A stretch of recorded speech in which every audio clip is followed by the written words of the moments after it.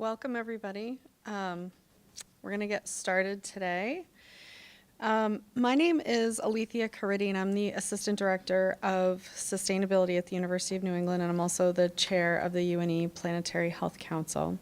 And I'm going to be hosting the event today, Grow with the Flow, Resilience and Adaptation for a Changing World, in which we have 3 UNE experts who will explore proactive strategies for our personal lives, our communities, and our social ecological systems.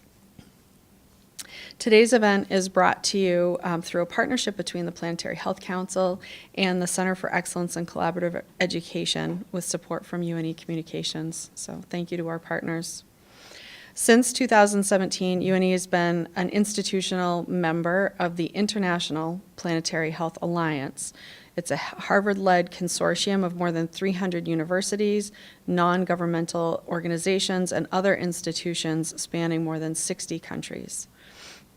At UNE, our Planetary Health Council is working to strengthen bridges between our robust environmental sciences and health profession programs, and to provide planetary health content through academics, research, and events just like this one.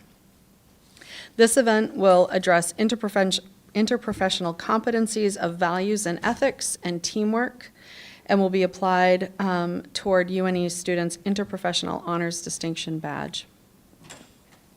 So, an overview of today's event. To start the program, I'm going to briefly introduce the speakers, and then the panelists will give their presentations on this important topic. And then we're going to allocate ample time for audience participation and discussion with all of you, as well as some closing remarks from our panelists. So I'd like to introduce our 3 panelists. The first is going to be Dr. Laurie Martel, the UNE Director for Counseling, and she'll be examining today's topic from the individual or interpersonal level. Our second panelist is Dr. Pamela Morgan, a UNE Professor of Environmental Studies, and she will be discussing today's topic from the community and ecological level. And then our third and final panelist today will be Hannah Welsh, the UNE Program Manager for Student Innovation and a recent UNE graduate, and she will be addressing today's topic from the societal and systems level. For our closing discussion with all of you in the audience, Ariana Telzero is our senior student in UNE's Marine Affairs program, and she's going to serve as the discussion moderator. So many thanks to everyone for joining us. We have a truly remarkable group of experts gathered today, and I'm so excited to hear everything that they're going to share with us. So now I'm going to turn it over to Dr. Laurie Martel, our first panelist, to share her expertise in mental health and considerations for the individual and interpersonal level. And just everybody save your questions until the very end. So thank you very much.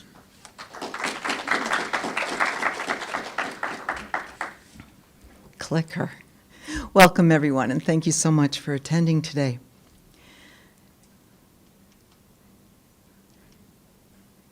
We'll get there. All right. So when we look at this topic and really look at how is it that we can stay healthy and well given everything we have faced in the last couple of years, what this question is really getting to is how we can develop this resiliency and adaptation. One of the ways is to develop our internal strengths, which help us focus and motivate us to stay healthy and move forward. What do I mean by internal strengths? Those are our inner direction, our humor, our optimism, our flexibility, all traits that can assist us in lowering our negativity and increasing our resiliency and build our strengths moving forward. When we look at this topic, every day we are faced with difficulties and challenges, even tragedies, especially in the last 2 years. And it is our capabilities and abilities that will allow us to persevere when we're faced with adversity. When we look at problem-focused coping in a constant changing world and environment, the more we are able to focus on what's transpiring the more we are able to broaden our cognitive skills, how we are able to think with the problems that may face us. When we're able to focus on that, it actually increases our resilience.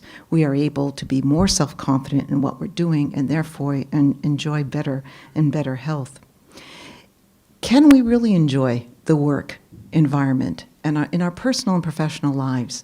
If we can do that, we do create pleasure within our systems, both personally and professionally.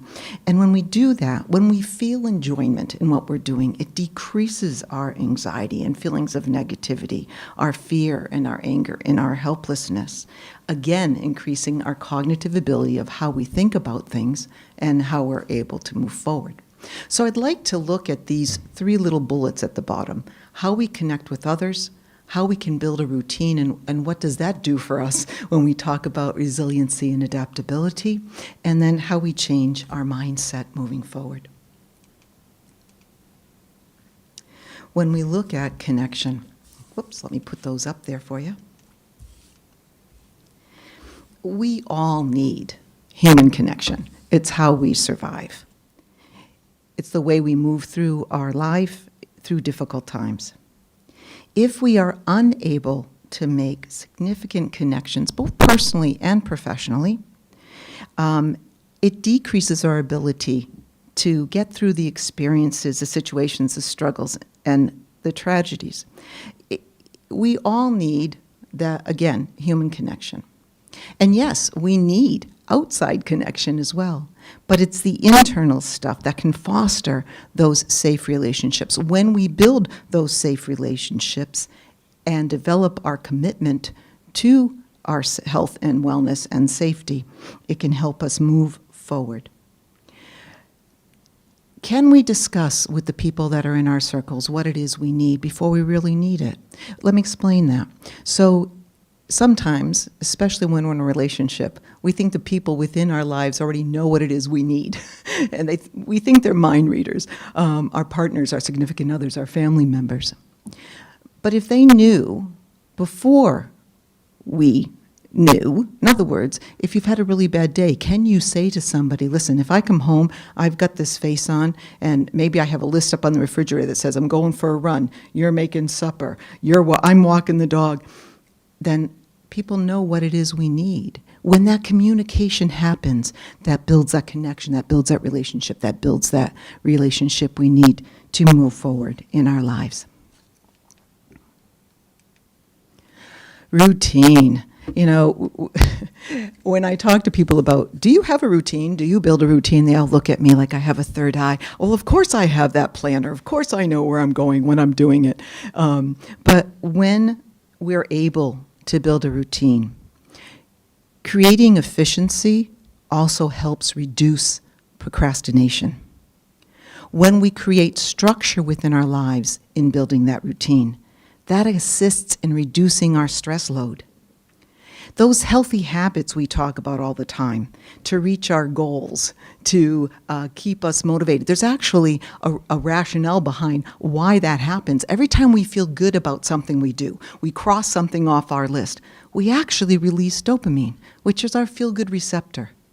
If we can do that, that gives us the motivation to keep moving forward, thereby increasing our cognitive abilities and increasing our resiliency.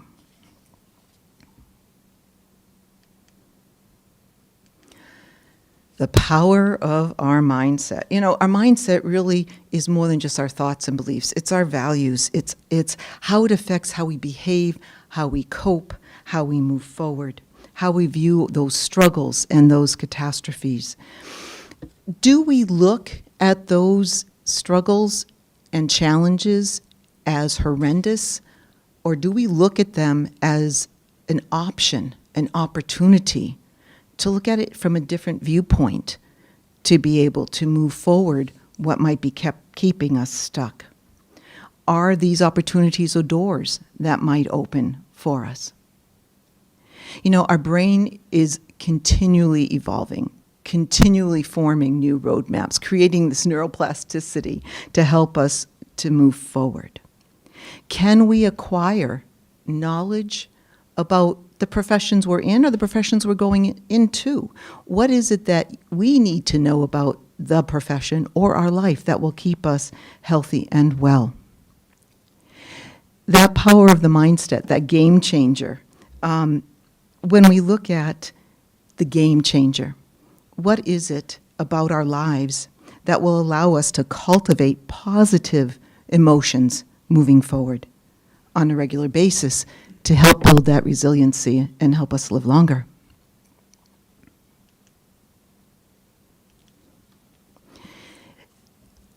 I think the reason this quote sticks with me, the mind is everything what you think you can become, is it's easy to be cynical, especially the last few years that we've all had to endure through this pandemic. But if we can turn that cynicism, if you will, increase our competency in the way we communicate with others and the way we communicate our emotions. There's an old saying that says, if you can name it, you can tame it. You know, are we really angry with something, or are we frustrated, or are we irritable? And can we convey that in the relationships in which we're in? Can we look at what the meaning and purpose is within our lives and set some goals for ourselves? And when we set goals, those goals need to be believable, they need to be measurable, and they need to be obtainable. I think if we could ask ourselves what brings us joy, and not many of us take a step back and really look at that phraseology, if you will, and look at what brings us meaning. If we can look at what brings us joy, can we start to develop a kinder attitude towards ourselves? Can we crystallize sort of that gentle inner voice? I think the phrase nowadays is, can we give ourselves some grace? Can we take that step back and give ourselves permission not to be perfect? Give ourselves permission to take that time to breathe, observe other things around us that we might not be observing, and be able to move forward. Thank you so much. I'm now going to hand it over to Pam.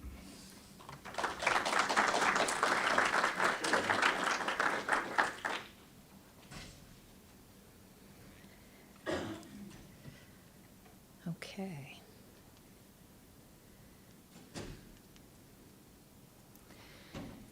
So I'd like to actually, before I start going through my slides, just have you all take a minute to think of a place that you like to spend time. So take a minute, just close your eyes. Where is that place that makes you happy?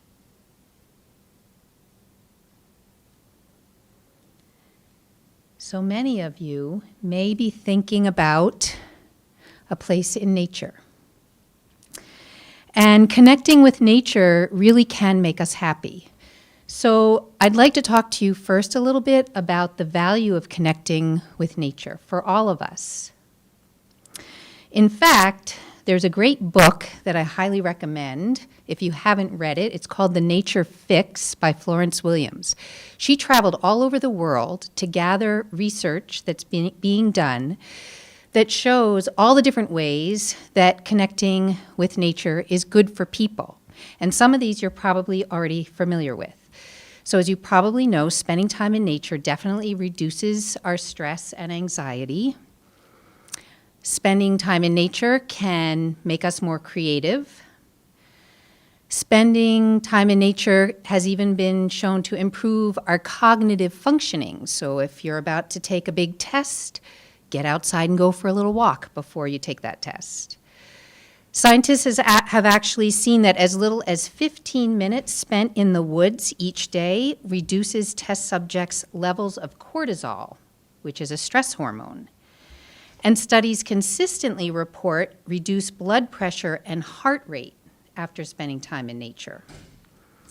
And I don't know if you knew this, but trees, they actually release chemicals into the atmosphere, aerosols, that when you breathe them in, they relax you, and they also are antibacterial. So scientists are finding out a lot of really cool stuff about why it is that spending time in nature is so good for us. So again, I really highly recommend that you read the book. So now, imagine living in a world where we incorporate nature into our communities, where as we build or develop or grow our communities, we really think about how can we incorporate nature into almost everything. Nature brings us so many benefits, and many of you students may have heard the term ecosystem services. So nature cleans our water and our air, for example. There's lots of things that nature brings to us. This idea of working with nature as we build our communities is known as green infrastructure. Green infrastructure is a term that's been around for about 10 years, and it started with planners thinking about how can we find green spaces in our communities and connect them to the places where people live. In more recent years, green infrastructure has become more of an umbrella term for even smaller nature-based solutions. And if you look at this diagram, which is from an EU report, it shows some of the different ways that we might think about working with nature. Everything from, as you can see on here, green roofs, which we have right here on campus, to in the bottom right-hand corner, you see a green overpass. So conservationists are working at figuring out how to get animals across highways, either over or under, using nature. Lots of cool nature-based solutions. And we actually have some of these right here on campus. I just wanted to point out. You may or may not have noticed we have a bunch of bird and bat boxes around campus, and those were installed at least 5 years ago now. The idea being that the birds who inhabit these boxes are super good at eating mosquitoes. They eat hundreds and thousands of mosquitoes. So why not have these boxes and give places for the birds to live rather than spraying chemicals on our campus, right? Another nature-based solution is our rain garden, which is grown in quite a bit since this picture was taken, but it's near the Martel parking lot. This is a way to deal with storm water runoff. So when it rains heavily, there's a lot of impervious surfaces on our campus, parking lots, all that water has to go somewhere. We can capture that water in a rain garden, and the rain garden will help to clean the water for us. So we're already doing this right here on our campus. So now I'm going to talk to you about a new project that we're working on, my students and I, and it has to do with helping us to be more resilient against impacts from climate change, because this is a big one that's coming at us and is already, as you know, is already starting. The thing about nature and working with nature too is nature itself is very resilient. Ecosystems, for years, scientists have seen, can bounce back after disturbance. So if this is the case, why wouldn't we work with nature to try to be more resilient in our communities? So here at UNE, we're right on the coast, which is super lucky for us, but we also have some challenges ahead of us.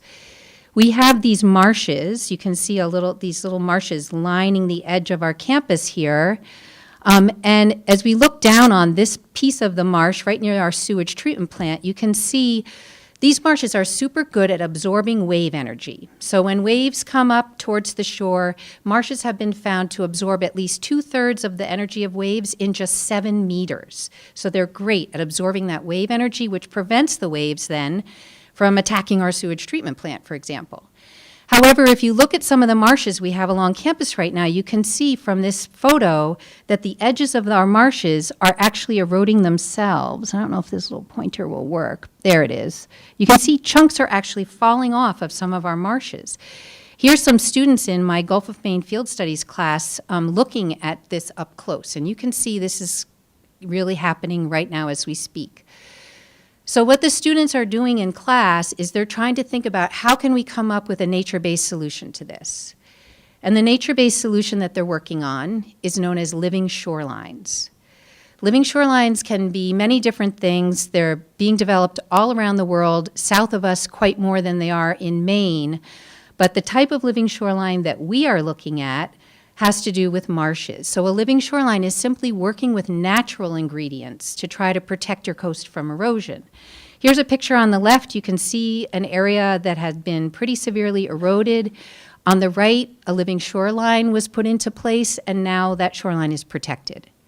And just one more example, this is from Virginia. You can see that fiber logs were placed along the edge. They filled in behind those fiber logs, planted marsh grass, and just a couple years later, this is what we have. These systems are awesome too because marshes themselves are very resilient. They actually have this incredible ability to keep up with sea level rise. So as sea level rises, the marshes themselves can grow. So it's a great way to protect our adjacent upland. Also, it provides habitat for living things, which I think is an added benefit for these projects. So I guess I'd like to just close with having you think about the benefits of doing a project like this on our campus. The third one I didn't even mention is students have the opportunity then to see this project through, to help monitor the projects into the future to make sure they're working well. But in the big picture, I think I'd like us to just consider, as we think about resilience and adaptation to everything that's kind of being thrown at us, can we work with nature to come up with solutions that benefit us and benefit the natural world? So next, I'm going to hand it off to Hannah.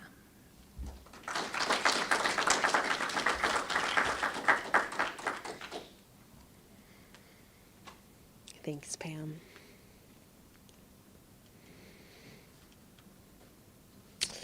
Hi, everyone. My name's Hannah, and I wanted to start off today with one of my favorite quotes. It says, "We cannot solve our problems with the same thinking we used when we created them."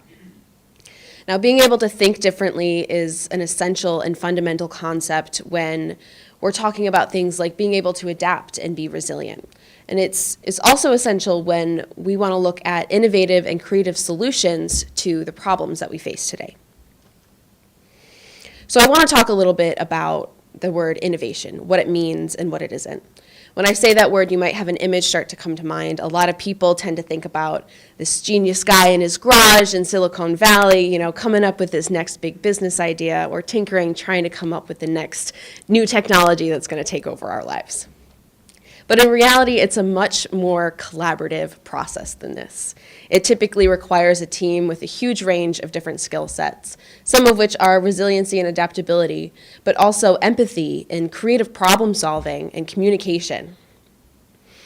So I want to ask you guys a question. Where would you start if you wanted to redesign the American education system? Should be pretty easy. No? No one?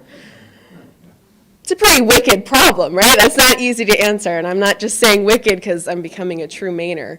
Wicked problems are actually a thing, and they are defined as problems that have many interdependent factors, making them seem impossible to solve. So I want you to imagine something for a second. Imagine you're an ex-engineer who just quit his job to travel around the world. You settle down in Peru, and you decide to open a school. One day, a businessman reaches out to you, and he wants to take you out to coffee. Turns out this guy's actually a billionaire, and he wants to invest in you to open 100 more schools. But while you're at it, he doesn't want you to just open the buildings. He wants you to completely reimagine the K-12 learning experience. I'm talking curriculum, teacher training, the physical buildings, the whole 9 yards. You need to be providing international quality education at an affordable price in a developing country that, by the way, was ranked next to last in the world for education. Another pretty wicked problem, I'd say. Luckily, there is a method that's known for its ability to tackle wicked problems, and it's called design thinking. But instead of taking today to explain the process of design thinking to you, what I really want to highlight are the principles and mindsets that design thinking is founded on that make it so successful at tackling these types of problems. With design thinking, you have to be relentlessly curious and question everything to even approach a problem before you even start to come up with solutions.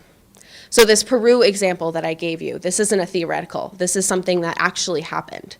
So this ex-engineer and businessman turned to design thinking consultants to help them take this on. The consultants helped them radically collaborate. They brought them mechanical engineers, designers, world-class education specialists, and they all worked together on this problem. They help them have what we call a bias towards action and really embracing experimentation. So in the beginning, these guys were quite literally creating cardboard replicas of their ideas and putting them in front of students and teachers and parents and getting their feedback, taking that, revamping their little cardboard prototypes and doing this again and again and again until they got it right. Eventually something called Innova Schools was born from this project, and in less than 6 years, they were serving over 50,000 students across the country. Their national reading averages increased from 61% to 88%, and in math, that went from 25 to 61%. So you can see what started as a pretty wicked problem turned into a solution that was just nominated by the World Economic Forum as one of the 16 schools defining the future of education. It is now the largest private school network in Peru, and it started expanding into other countries as well, like Mexico and Colombia. So you might be wondering, what does this have to do with our environment when we talk about wicked problems like climate change?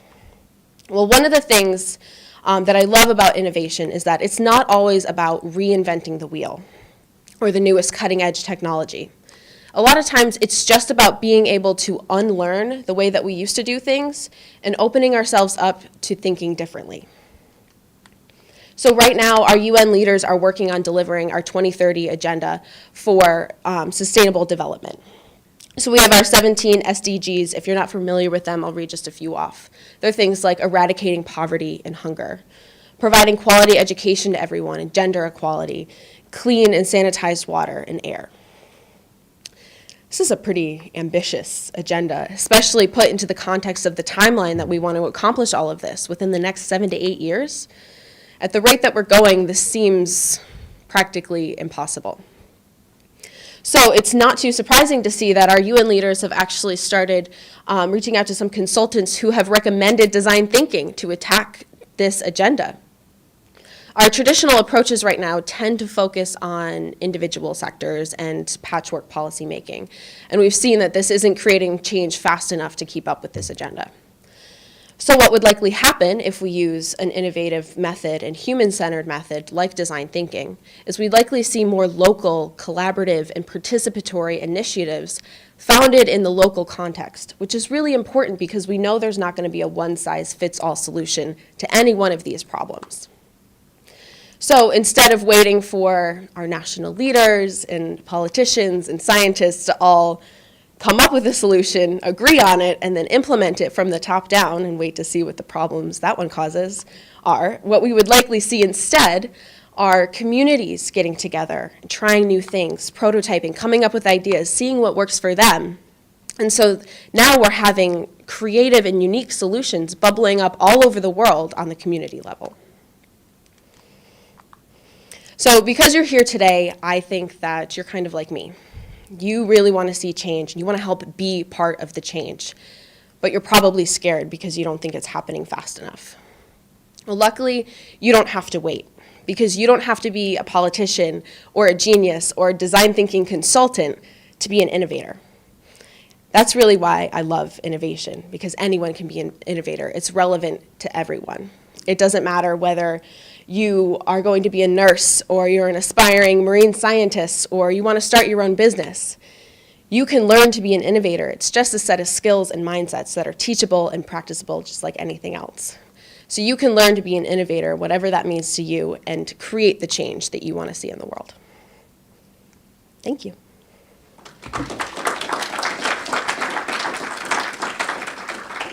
Many thanks to you, Hannah, and to all of our panelists today for sharing an impressive breadth and depth of your knowledge and for expertise in super urgent issues. So now we're going to encourage questions and comments from all of you in the audience. For our viewers that are on Facebook Live, please type your questions and stories or reactions into the chat function. And we have viewers on the Portland campus as well. Please feel free to direct your questions and comments to Chris Hall with the Center for Excellence in Collaborative Education, and she'll pass them along to us here. So we want to hear your perspectives on these urgent issues as current and future leaders in the health professions and environmental sciences and as engaged citizens of our community and world. So our student discussion moderator, Ariana Telzero, will facilitate the conversation. For those of you here in attendance in Biddeford, Ariana will come around with a microphone for your questions. Thanks, Ari.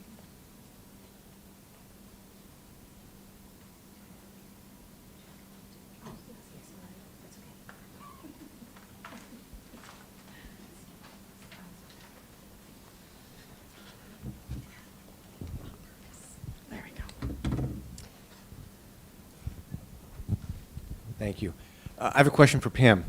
Really intrigued by the amount of work that's already taking place on campus, and I love the idea about what we could be doing next.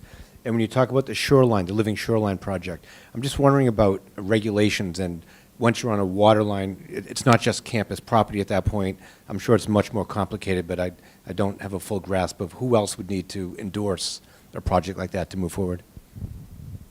So, yeah, that's a pretty specific question, and I'll give you a quick answer, and that is that you do need to get permits to do this kind of work, and UNE often works with the Maine Department of Environmental Protection. We would also need permits from the Army Corps of Engineers. So, yes, that's definitely part of it.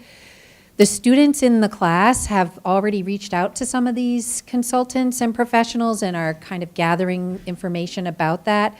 So that is something we will be tackling probably a little further down the line. We haven't come up with the design yet. We have an expert actually on campus tomorrow who's going to walk the site with us, which is kind of exciting.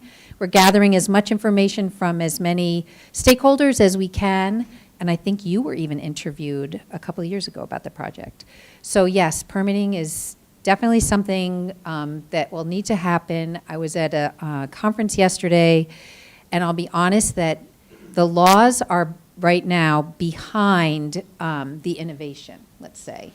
People are innovating on solving some of these problems a lot faster than our legal system is allowing. So we're also trying to work with state of Maine lawmakers to change some of the regulations to make this type of project easier. But it's a challenge. That is definitely a challenge, yeah.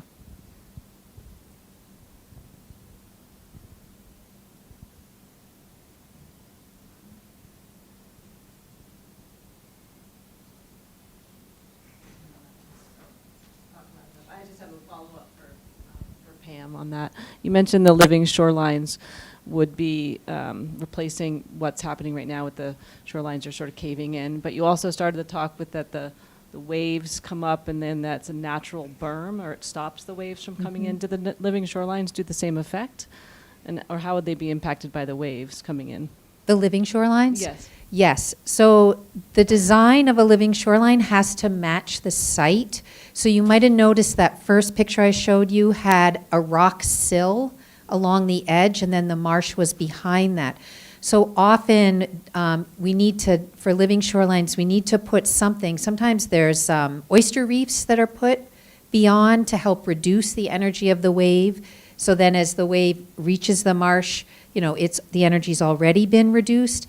And we can work with scientists to kind of figure out exactly where our most vulnerable areas are. In fact, this semester, our class is working with Charles Tilburg to look at where the most vulnerable parts of those marshes are by putting drifters, and we're actually going to be throwing oranges into the river and watching where they come on shore and how much wave energy there is. So yeah, you're right. The marsh itself can keep up with sea level rise, but with the pace of what's happening now, we often need to help that. And so those extra features can assist with that.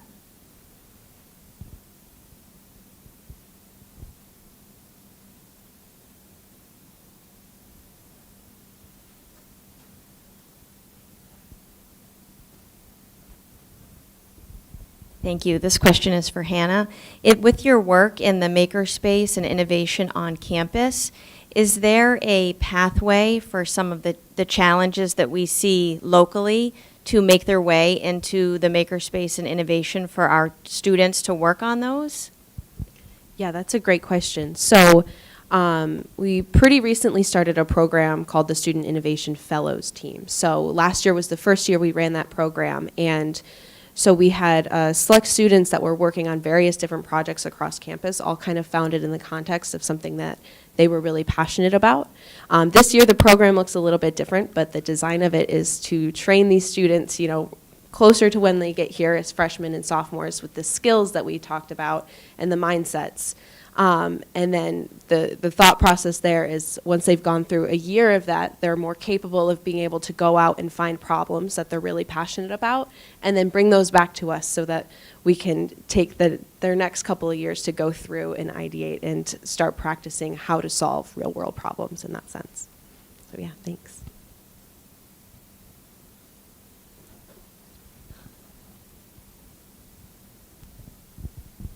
So excuse me.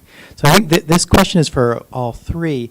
I mean, one of the things that I teach a lot of classes where there's climate change, and one of the things that I have to deal with the students is getting them over this dread or this fear or this feeling that this problem is unsolvable, that there's nothing that they can do about it, or that the individual things that they can do are too small and they won't make a difference.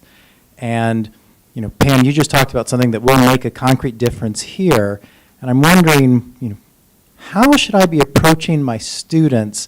I want them to understand the problem, but I also don't want them to give up in despair. I'll start. And I loved the whole curiosity and creativity that we need to move forward. I think some of that is how we dispel the myths about what people say on how to move forward in that resiliency and adaptation and adaptability. So many times you hear, you know, just suck it up, if you will, get over it, and just move forward. And resilient people, you know, they're strong and they don't need. No. And so dispelling that myth is being able to reach out to people to be able to say, we can create change. We can use our creativity and curiosity to see what it is that we need. Strong people don't hide their emotions. They ask for help to see what they can do to move forward with their emotions. So I know it's hard to get students to reach out sometimes and to take a step back and say, I am vulnerable. I need to reach out for some assistance. And it is very difficult. But yeah, being able to see who they have for partners, who they have for support systems, to let them know that making it, if you will, is certainly a possibility for sure. Yeah, so just to add to that, in the classroom, I think even if you're teaching you know, an oceanography class or a climate change class based on the science of climate change. You know, I teach a class called Conservation, and in that class we talk a lot about the problem of climate change, and we do talk about solutions too, but what I've found helpful is to give students some space in class to actually talk about their feelings. I think we kind of just forge ahead and assume that everyone's on board, and I think no matter what type of class it is, just giving a little space for students, and they can talk out loud, they could do a free write. I've used clickers and had sort of questions and word clouds to let students have an opportunity to just get their feelings out there. And so I found that to be helpful. And then also to talk about solutions, because I believe we have the answers. It's just how do we implement them, right? So trying to highlight these small case studies where there's power in all of these small things that are happening all over the world. And I really believe that the more we can focus on these success stories, it gives us that hope that we need to not just despair. It wasn't that long ago that I was one of the students in your type of class that it was just really hard to hear about all these awful things going on in the world and feeling like they're never going to get any better. What I would say to that is being able to look in the world for examples of people doing things differently than the same type of thing that we hear every day. You have to reduce, you have to reuse, you have to recycle, you have to be kind to the environment. Hearing that day after day can sometimes start to feel like, well, if it's not working at this point, it's never going to work.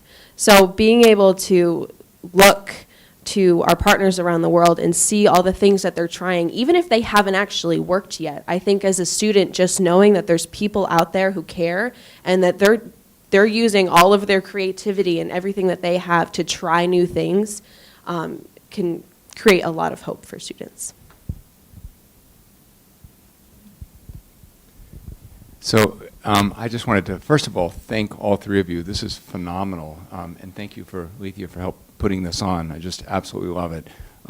It's interesting. It dovetails with an op-ed that Jen DeBrow and I just had published this morning in Inside Higher Ed. And the timing couldn't have been better because you are making exactly the points that we made in that piece this morning. So I guess my question is, I'm trying to think of how to articulate this best. So this reminds me, maybe a year or two ago, I'm not sure when, my COVID has done a number with my sense of time. I can't, I have sort of, was it pre-COVID or during COVID? We did a President's Forum event on the question of, is it ethical to profit from climate change? So the basic idea was climate change is opening up new possibilities, right?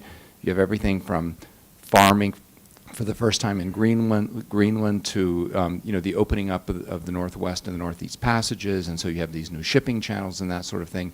But if you take advantage of those things, then you're now incentivized to allow climate change to continue, and you're certainly de-incentivized from actually doing things to solve climate change. So it poses but on the other hand, if you throw your hands up and say, no, we're not going to do that, well then you forego opportunities to lift people out of poverty, for example, and you're also sort of telling indigenous people in the Arctic that they should not be allowed to have economic development that they otherwise would have access to, which can be pretty patronizing. So anyway, the point is, it's an interesting dilemma. And what reminded me of that in listening to you all is, it seems like there's a little bit of a tension between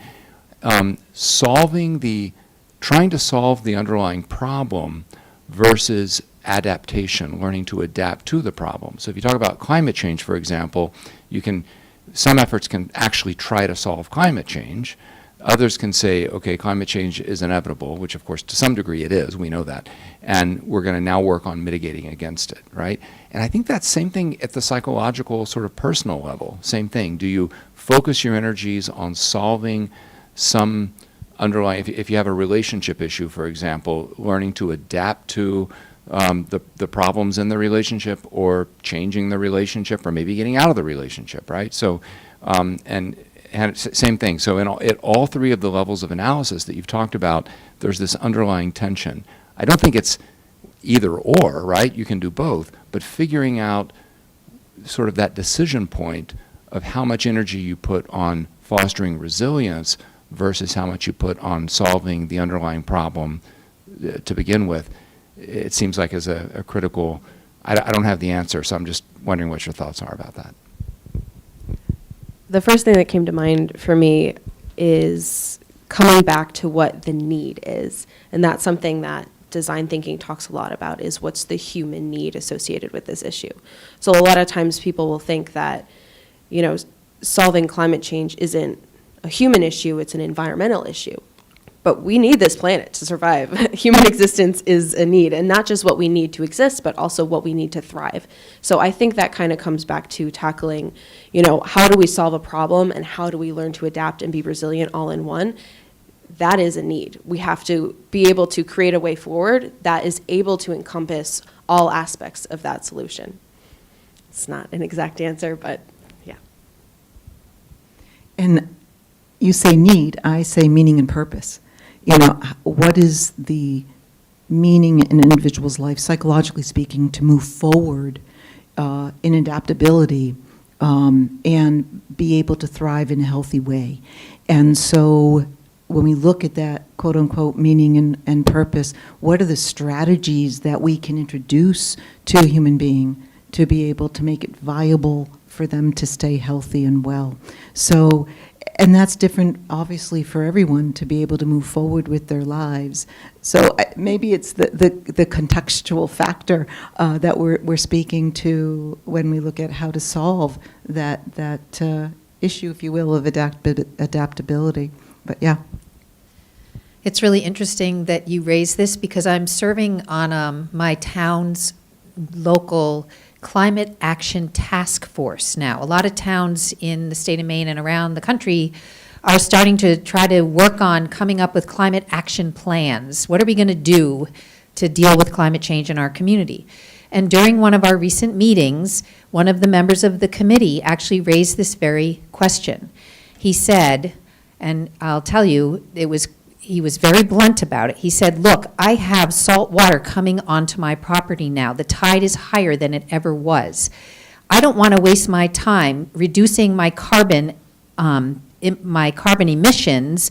I think what we really need to make sure we can do is figure out how to adapt to these rising sea levels. This is urgent. It's happening right in my backyard. So you can imagine we had quite a long discussion because it is, like you said, do you get at the root of the problem, which is we need to reduce our greenhouse gas emissions and get more greenhouse gases out of the atmosphere, or do we adapt? And just as you said, it's not an either or.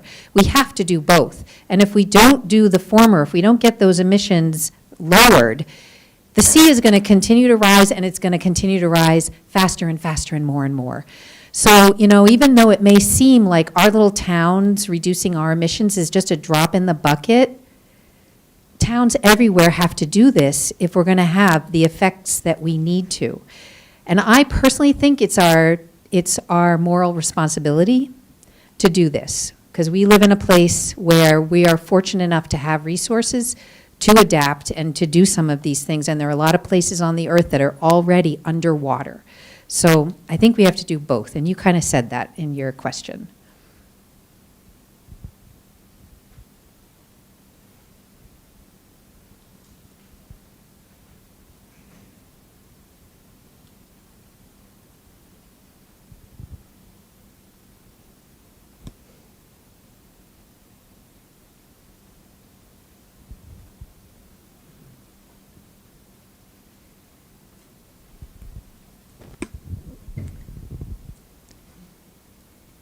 Regardless of whether we're thinking about individual resilience, community resilience, or applying strategies that are really effective in helping us do that, I think my big question is, how do we start?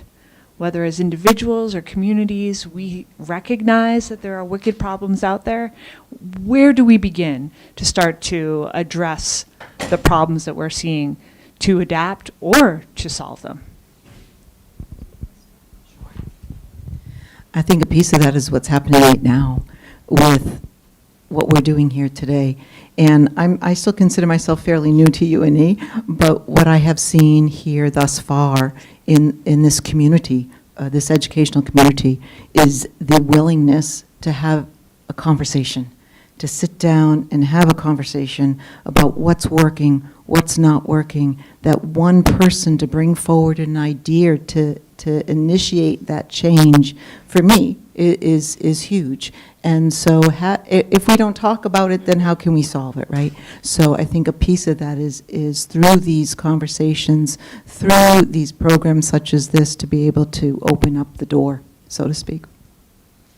Yeah, I'll just totally agree with that. I think especially with respect to climate change, as individuals, the best thing you can do, the most important thing, is just talk about it.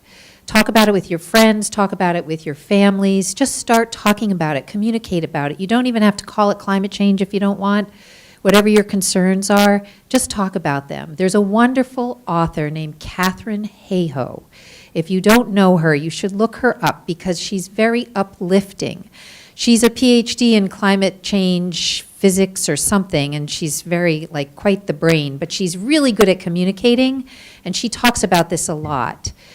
That what we really need to do to begin with is just start the conversation, just start talking about it, and you will connect with people, and you will hear about projects or activities that you can do to just kind of get yourself going, and slowly taking action, even on a small scale, is going to really empower you.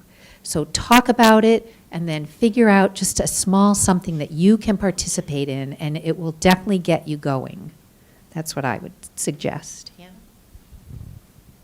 Yeah, really similar to what Pam said. I differ a little bit. I think conversations are extremely important to have, but I think a lot of times we can get caught up in a lot of conversations because we could talk about it until we're all dead.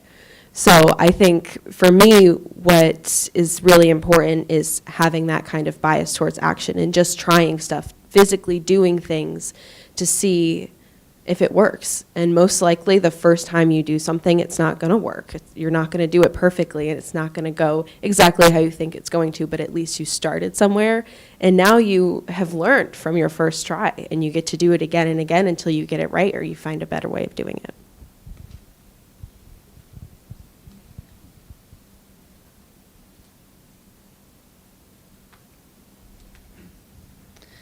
All right, thank you very much for your, to all the audience members for great questions, and also to our very talented panel, and also to Ari for passing the mic and facilitating this discussion. I just wanted to mention that I feel like this topic is being echoed in different parts of my life, and so I really appreciate all of the speakers' comments. The words joy and nature in relation to stress have been sort of filtering around and in different parts of my life. So I appreciate the sort of affirmation and reminding.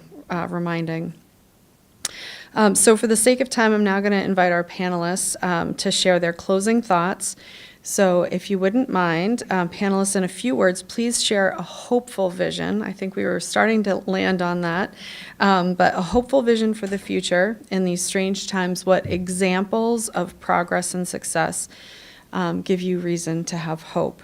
And if we can come together across professions and look at this from an interprofessional perspective to address these challenges, what do you envision our future could look like? So if you wouldn't mind sharing in the same order that you presented, so Laurie and then Pam and then Hannah, that would be fantastic. I think for me, it is, when I look at the word hope and being hopeful, I mean, we all have that within ourselves, regardless of what profession or what we subscribe to, knowing that there's something to look forward to give us that encouragement to be able to move forward is absolutely huge. From that psychological perspective, I'll go back to a little bit about what I said when I finished, is we're all so busy in our lives, going in so many different directions at one time. It is hard sometimes to take that step back and say, what is it that I need to move forward? And recognizing what our assets are, what our contributions are, and acknowledging that and giving ourselves credit for that and being kind to ourselves to move forward, to instill that hope within us. So we knew we were going to get this question. So I actually brought a quote that I'd like to share with you guys. Someone that you probably all know and love, Jane Goodall. She writes a lot about hope and talks a lot about hope. And I have to be honest, I used to really disagree with this idea of hope. What are we going to do? Sit around and hope that things are going to get better? That used to tick me off, you know? Like, no, we can't just hope. We have to do something. Well, Jane Goodall thinks about hope in a different way. Hope is tied to action, right? So the quote from her is, I do have reasons for hope. Our clever brains, the resilience of nature, the indomitable human spirit, and above all, the commitment of young people when they're empowered to take action. All those things give us hope, and hope is what leads to doing something and taking action. And so looking at the future, you know, I sometimes don't like when people say, oh, the younger generation, they're so great, they're going to take care of all our problems because we made the mess and we need to be part of those solutions, right? It's not just on you guys. But I do believe that we do have a lot of hope in young people because I see how engaged they are and how much they really want to work on this and how much they want to work with us. So that gives me a lot of hope.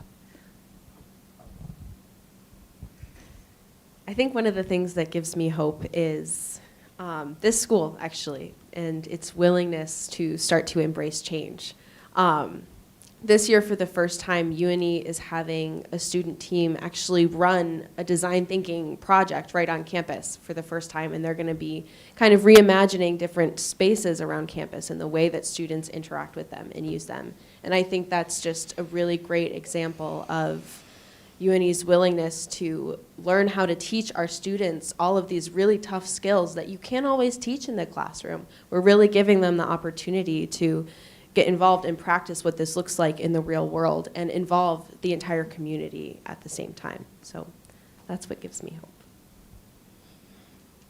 That's wonderful. Thank you very much to all of you for your thoughts and for your inspiration and your expertise. We're so really grateful that you just took the time today to be here and share with us. For audience members, if you have any more questions or thoughts, you should definitely feel free to contact our panelists directly. They'd love to hear from you. Their contact information is up on the slide.